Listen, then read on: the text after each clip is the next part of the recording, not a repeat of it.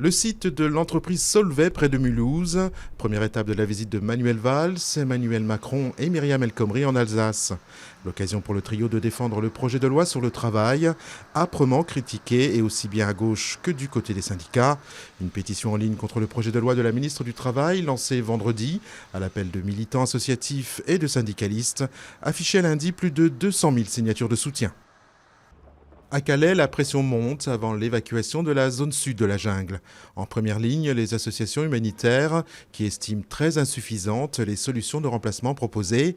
Autre point d'achoppement, le comptage du nombre de migrants concernés, entre 800 et 1000 selon la préfecture, 3450 pour les associations.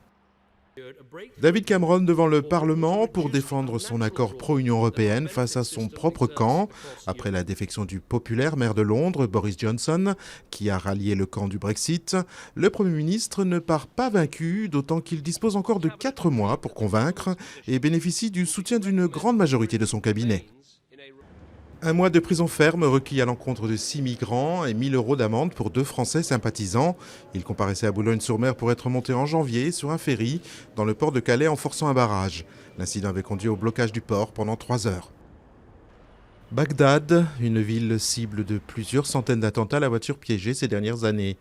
Hussein Adil, un artiste irakien, a mis au point une combinaison anti-bombe, un happening imaginé après la mort d'un de ses amis lors d'une explosion.